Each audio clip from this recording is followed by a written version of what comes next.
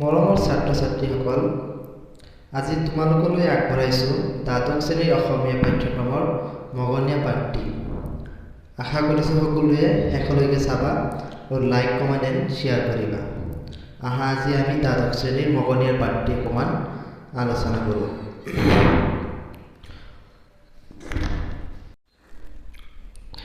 আমি জানিব লাগিব মগনীয়াৰ শব্দৰ অৰ্থনো কি। আমি সকলোৱে নিশ্চয় জানো মগনীয়া শব্দৰ অৰ্থটো হৈছে ভিক্ষুক অথবা ভিখাৰী। গতিকে মগনীয়া পাঠটি এটি হৈছে কথা কবিতা। কথা কবিতালৈকে আমি অকণমান পিছত আলোচনা কৰিম। আহা আমি পাঠ নিৰ্বাচনৰ উদ্দেশ্যটো কি আছে অকণমান চকু ফুৰাই লওঁ। এইটো প্ৰথমতে উল্লেখ কৰিছে কথা কবিতা 19 শতিকাৰ এক উল্লেখযোগ্য সৃষ্টি।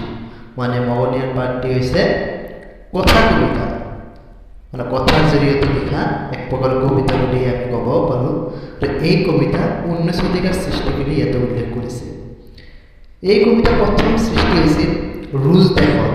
সেই ৰুছ দেশৰ বিখ্যাত সাহিত্যিক আইভান তুৰ্গেনিভক ইয়াৰ জনক বুলি কোৱা হয়।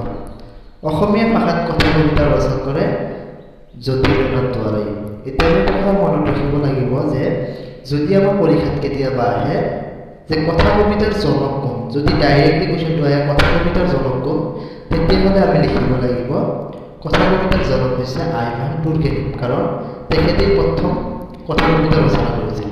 কিন্তু যদি দিয়ে অসমীয়া ভাষাত প্ৰথম কথা কবিতা ৰচনা কোন, তেতিয়াহ'লে আমি লিখিব লাগিব যতীন্দ্ৰনাথ দুৱৰাই। অসমীয়া ভাষাত প্ৰথম যতীন্দ্ৰনাথ দুৱৰাই কথা কবিতা ৰচনা কৰিছিল। গতিকে অসমীয়া ভাষাত প্ৰথম কোনে কথা কবিতা ৰচনা কৰিছিল বুলি কোৱাৰ লগে লগে কাৰ নাম লিখিম? যতীন্দ্ৰনাথ দুৱৰাই। কিন্তু ডাইৰেক্ট যদি কুৱেশ্যন আহে কথা কবিতাৰ জনক কোন, তেতিয়া আমি লিখিব লাগিব আইভান তুৰ্গেনিভ। তেওঁৰ কথা কবিতাৰ পুথিসমূহৰ নাম হৈছে কথা কবিতা। ইয়াতে তেওঁৰ বুলি যতীন্দ্ৰনাথ দুৱৰাৰ কথাই কৈছে। যতীন্দ্ৰনাথ দুৱৰা যিহেতু অসমীয়া কথা কবিতাৰ জনক বুলি কোৱা হৈছে, তেওঁ অসমীয়া কথা কবিতাৰ জনক যতীন্দ্ৰনাথ দুৱৰাৰ একমাত্ৰ কথা কবিতাৰ পুথিখনৰ নামেই হৈছে কথা কবিতা। গতিকে এই কথা কবিতানো কি, কথা কবিতা কেনেধৰণৰ কবিতাক কথা কবিতা বুলি কোৱা হয়, সেই উদ্দেশ্যেই আমাৰ পাঠটি নিৰ্বাচন কৰা হৈছে।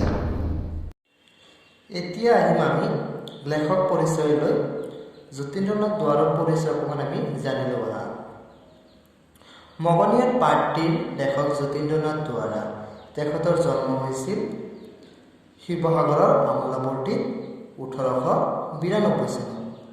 1909 চনত তেওঁ শিৱসাগৰৰ পৰা তথা শিৱসাগৰৰ চৰকাৰী উচ্চ ইংৰাজী বিদ্যালয়ৰ পৰা মেট্ৰিক পৰীক্ষাত উত্তীৰ্ণ হৈছিল।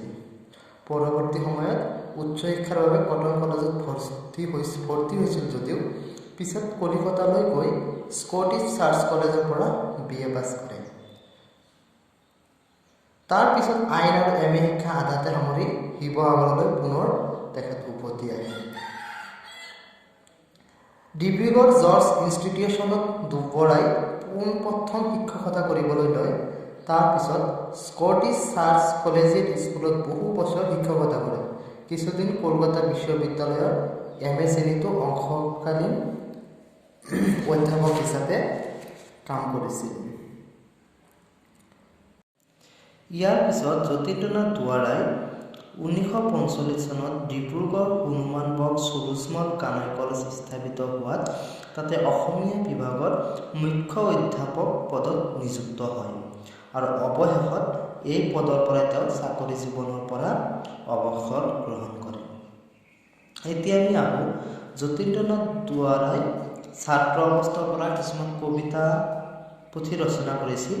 তাৰে কেইখনমান ইয়াত উল্লেখ কৰিছে ক্ৰমে উমৰ তীৰ্থ, আপোন সুৰ, বন সুৰ, মিলনৰ সুৰ আৰু মৰমৰ সুৰ। আৰু কথা কবিতা হৈছে তেওঁৰ একমাত্ৰ কথা কবিতাৰ পুথি। আমি আগতেও আলোচনা কৰিছিলোঁ যে যতীন্দ্ৰনাথ দুৱৰাৰ একমাত্ৰ কথা কবিতা পুথিখনৰ নামেই হৈছে কথা কবিতা। তাৰপিছত আছে চোৱা ফাৰ্চী চুফী কবি উমৰ খায়ামৰ ৰুবায়তৰ প্ৰথম অসমীয়ালৈ ভাৱানুবাদ কৰি দুৱৰাই উমৰ তীৰ্থ পুথিখন ৰচনা কৰে। এইয়া আমি যে ওপৰত পাইছোঁ উমৰ তীৰ্থ নামৰ পুথিখন, প্ৰকৃততে এই উমৰ তীৰ্থ পুথিখন হৈছে এখন ভাৱানুবাদ পুথি। এই উমৰ তীৰ্থ পুথিখনৰ মূল পুথিখনৰ নাম আছিল ৰুবায়ত, আৰু সেই উমৰ খায়ামৰ ফাৰ্চী ছবি কবি উমৰ খায়ামৰ ৰুবায়ত নামৰ পুথিখন অসমীয়া ভাষালৈ ভাৱানুবাদ কৰি যতীন্দ্ৰনাথ দুৱৰাই উমৰ তীৰ্থ নাম হিচাপে নামাকৰণ কৰে।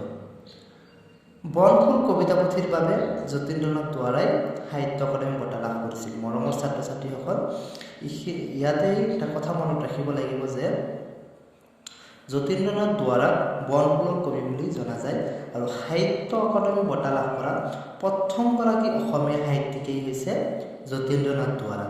এই কথা তোমালোকে মনত ৰাখিবা যে সাহিত্য একাডেমী বঁটা লাভ কৰা প্ৰথমগৰাকী অসমীয়া সাহিত্যিকেই হৈছে যতীন্দ্ৰনাথ দুৱৰা, আৰু তেখেত বনফুল কবিতা পুথিৰ বাবে তেওঁ সাহিত্য একাডেমী বঁটা লাভ কৰিছিল। ইয়াৰ পিছত তেওঁ 1955 চনত গুৱাহাটীত অনুষ্ঠিত অসম সাহিত্য সভাৰ চতুৰ্বিংশ অধিৱেশনত সভাপতিত্বৰ আসন গ্ৰহণ কৰিছিল। আৰু অৱশেষত এইগৰাকী কবিৰ 1964 চনত শিৱসাগৰ জিলাত মৃত্যু হয়। ইয়াৰ পিছৰখিনি আমি পৰৱৰ্তী ভিডিঅ'ত আলোচনা কৰিম। ধন্যবাদ।